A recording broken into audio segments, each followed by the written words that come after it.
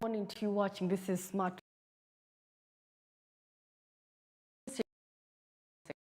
Today is 2020. We are in the 7th month of this left, just if not 5, to wrap up the month. For your you can always come to us. We are located at 9 Avenue, Plot 42, just opposite Kingdom, Kampala. You can come and check in on us. Let's talk business. And of course, you can catch us in our different social medias. On Facebook, Smart24 TV official, and on X, Smart24 TV now. You can go to YouTube, just type in Smart24 TV. We're streaming live from 7 a.m. till 10 a.m. And of course, if you're a newcomer, don't forget to subscribe. You matter. And of course, we have the Smart Digital application. Just go to your Google Play Store, go to your Apple Store, and just download the Smart Digital application. You can listen in, you can watch. You can read. There is a variety that is out there for you. Well, of course, on TV channel 372 and on Go TV channel 320. We are there and we are kicking it business 24/7, talking business. Well, today we are still into our conversation, and I hope that the Gen Zs are proving to be really serious on their cause. So today we're still continuing on our topic of this week, which has been on tackling some corruption. And like I said, corruption is in very many types and forms. So from bribery to fraud to theft to very many things that you could think of that are not really that rob you of your money, which is supposed to be for service delivery, for that matter. Well, today we're going to be looking at the hidden corruption, mainly and unveiling the shadows in the private sector. Yes, that is one thing. Yeah, it has a coloration, and of course, looking at corruption in the private institutions, much as we are pinning government, but there is corruption in our day-to-day places that we go to. And of course, looking at how corruption impacts business integrity. Yes, like I said.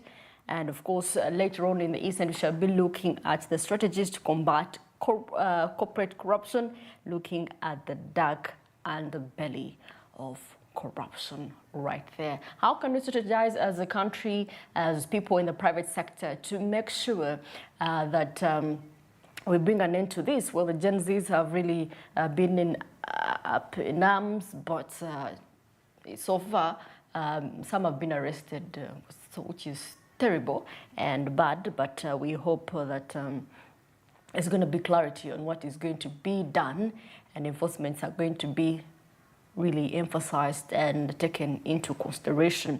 Well, you could be wondering, what does the private sector have to do with this? Well, the private sector, usually, the private sector is the one that is always in the lead, trying to stage anti-corruption discourses, but of course, one way or the other, they're also equally mad in corruption.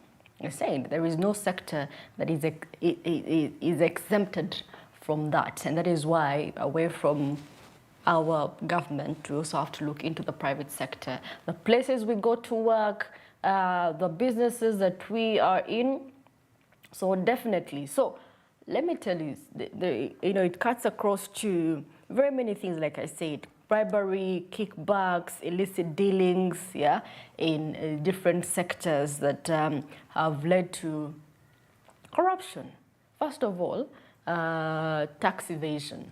If you did not know, the private sector, there is the way it colludes with private, of course, corrupt officials to evade their taxes. That has been known, and we really know that there are some companies that have been evading taxes.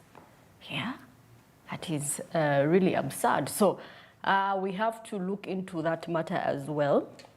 And of course, we're going to be having a guest, and he's going to be enlightening us on this very issue. Tax evasion, all these that I'm going to lay out, money laundering. Money laundering, yes. And of course, in some sectors, they help in eliciting laundering, laundering of funds derived from corruption in the public sector. You get money laundering. The private sector is used to launder money, and of course, you see in cases like real estate, some banking institutions.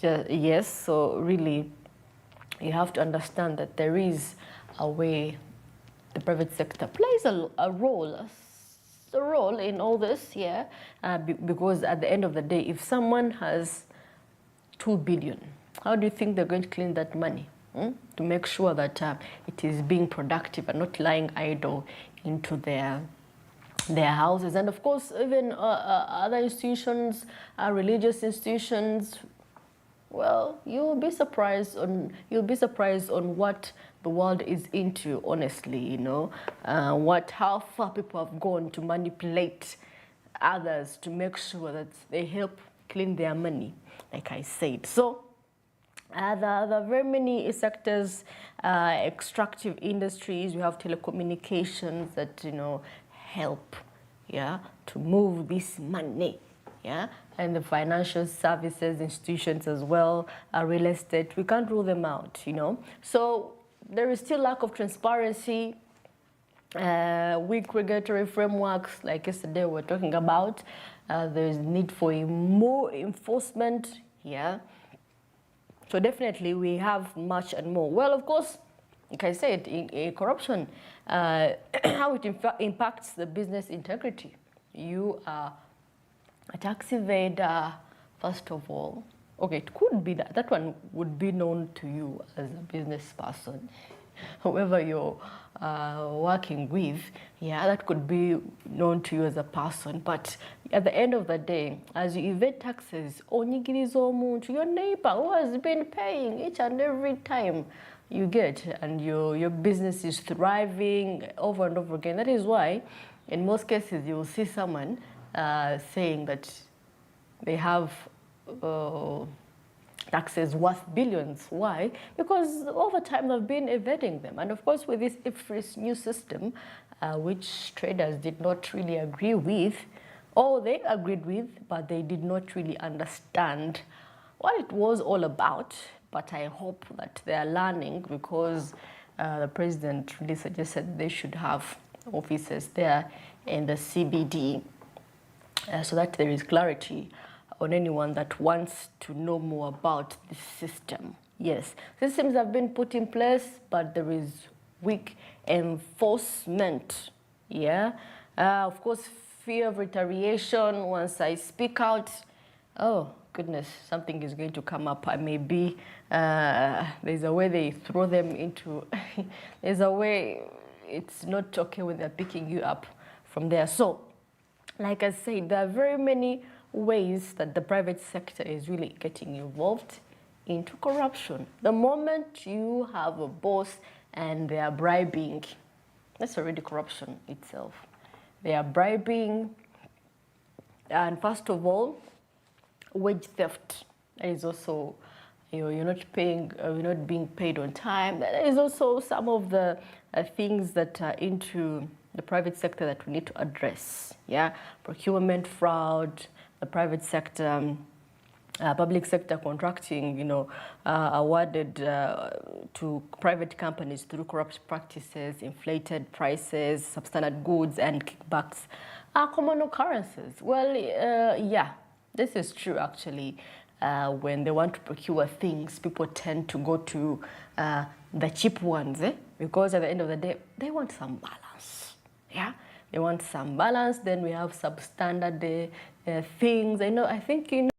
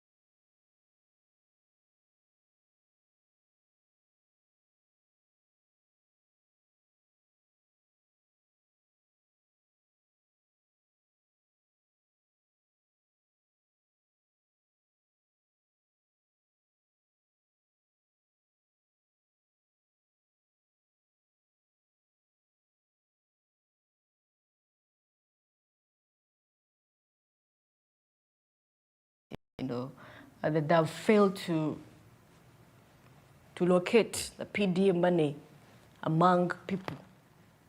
Yes, that's true. Because now, if the chiefs are being arrested, the chiefs that are supposed to disperse the money, then there is a problem. There is a problem in Ghana. Of course, suspects demanded 50,000 per beneficiary. Interesting. So I could imagine if they're around, that's a lot of money, 50,000, that's a lot of money. And that is, my friends, that is the corruption that we're talking about here. This is an example of corruption. This money is freely given. Why are you taking a piece, 5%? Are you God to take 5%? I mean, this is what belongs to Caesar. No. Give the people their rightful money so that you get the benefits. Yeah. We understand probably that they may not get as much. These parish chiefs may not get as much of salary, but really? Well, of course, censor motion in high gear, says MP Sechikubo, right there, and the progress in the impeachment process coincides with a growing antipathy towards corruption at Parliament. Yeah, honestly. And of course, more arrests as security shields Parliament again. Yeah, protesters were really up in arms yesterday. They're still continuing. Yes, and of course, Taiwa flashes red light at parliamentary leaders, where the deputy speaker instructed committee leaders to stay true to the oath of office they took and always report people who attempt to bribe them. Yep. It is happening in the very house. Wow. The legislators. Wow, it's interesting. It is interesting. I think there is need to address these issues.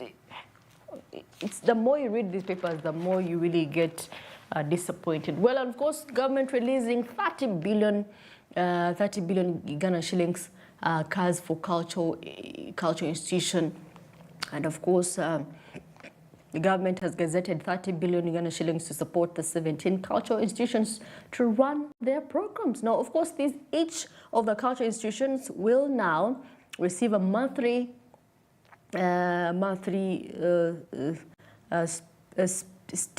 spend of 60 million Ghana shillings. Oh, from 5 billion Ghana shillings, of which was for cultural leaders only. Well, that's interesting. That is interesting. Yeah. Well, of course, cultural leaders or cultural institutions have a way they influence people. People love. They are just like you see kingdoms. People listen more actually to their kings more than they listen to the other leaders, political leaders. So they have really more influence that they can have with their different people. Yeah. So it's quite interesting. This one is quite good. Okay. And of course, yeah, and more of that. Of course, Namakoba orders for fresh land survey amid disputes. And of course, like I said, there's a lot that needs to be looked into away from the different protests. Now, of course, Museveni hosts Deputy Press Secretary's family, I'm seeing here. And of course, the East African Community 6 regional approach to water resources. The East African Community Secretariat urged member states to implement joint strategies aimed at addressing unsustainable utilization of water resources and avert related challenges such as dwindling fish stock and climate change. And of course, this is a part of the Secretariat's plan to promote blue economy across the region. We have to conserve the water. We have to get clean and good fresh fish, We should do less of and what. And of course, Nakalema meets youth leaders over corruption fight. As you can see right here, I think that is what government wanted. They didn't want protests, they just wanted you to, go and meet privately. This is the proper way of doing things. probably. Now, of course, the head of State House Investors Protection Unit, Colonel Edith Nakalema, has held a meeting with youth leaders and discussed ways of fighting corruption through the right procedures. Yeah, well, these are the demands of the youth, the Gen Zs, or some of them could be millennials as well. Well, the youth. Now, of course, the National Youth Council of Uganda chairperson, that is Jacob Yeru, thanked the Colonel for fighting against corruption. Also, he requested her to engage the president on issues of the youth who were arrested just recently on Tuesday as they tried to march to parliament in protest against corruption. He also pledged willingness to meet with the president, work with the president, so that they can bring to book what is happening in our country, Uganda. It is happening in the legislation itself, so it's really disturbing. Yeah, so yesterday as they met, of course, medium cash, there were 3 more parish chiefs arrested. There's a gentleman and the 2 ladies. Well, it's very funny how women are also engaging in these things. They are thieves. It's because naturally it's very hard to, suspect a woman. Naturally, wouldn't. And of course, MPs praise ex-MP Alepa as a person of integrity. Of course, may his soul rest in eternal peace. As we continue. Well, of course, Uganda tops Africa in HIV care for children. Quite impressive. Quite impressive. Of course, the world can and must keep the promise to end AIDS in children by 2030. Just those are how many days? 6 years from now, or let's say 5 years from now, to bring an end to HIV and AIDS among children. And of course, it has reduced actually from mother to child, the transmission from mother to child. Now, as soon as you start antenatal care, you're checked, and if you found positive, they give you medications that you do not transmit the disease or the disease to the child. And if in case the child is born with it, then they make sure that the child has a less viral rot. Yes, they put the kid straight on medication to avoid this, but at least we really, this is a good report. This is quite a good report. And even among youth as well. Yeah, we want to see HIV reduce among the youth as well, since it's one of the most productive age groups. Yeah. And of course, why Lugolobi gave us OPM iron sheets. Says the priest here, where the priest has confessed. And what does this imply? Well, it was quite dramatic, as it says here, the priest from Kayunga district has testified that the iron sheets Amos Lugolobi donated to roof their church were part of those the government officials allegedly diverted from the vulnerable people of Karamoja. Yeah, I like the way things are unfolding each and every day that goes by. Honestly, this is really terrible. Yeah. Someone donates like, but what day I'm about tea, I've given you 100, please. And the next thing you know, the person stole the iron sheets. Are they holy? Are they holy before God? Now those iron sheets really holy before the Lord. Now, of course, Post Bank did not incur 292 million loss. That is defense lawyer right here. And of course, former Post Bank bosses who were facing charges of causing 292 million shillings loss to the financial institution contend that they generated a 12 billion profit and should be exonerated. Well, if the guys are saying we actually brought profits in your company, why are you saying that there was a loss? The math is not adding up. is saying that will lead to a loss of 292 million, yet we made profits of 12 billion. Yeah, that is what it says here. Yeah, and of course, much more of what is happening in Uganda. If you get the copy of these papers, I'm telling you, there is a lot of interesting facts and who did what and what is going to be done to them, and of course, why reopening of landing sites in Masaka has delayed. And of course, this has left hundreds of fishermen in different fishing villages stranded and struggling to make ends meet. Yeah, and of course, the government in 2017 closed more than 20 landing sites in various districts around Lake Victoria, and in Masaka district alone of 18 landing sites, only 6 are operational. Some are closed landing sites here, and it's affecting these people from Masaka. And of course, corsons as teachers in Bara opt for early retirement. Well, goodness, people are tired of teaching, really. Yeah. And of course, more of that when we come back. And of course, don't forget to get yourself a copy of the New Vision and Daily Monitor to get more insights of what this story is all about. Well, it's just past. Let's go in for a short commercial break. Coming back, I will be coming in with East Africa business news and international business news. Do stick around.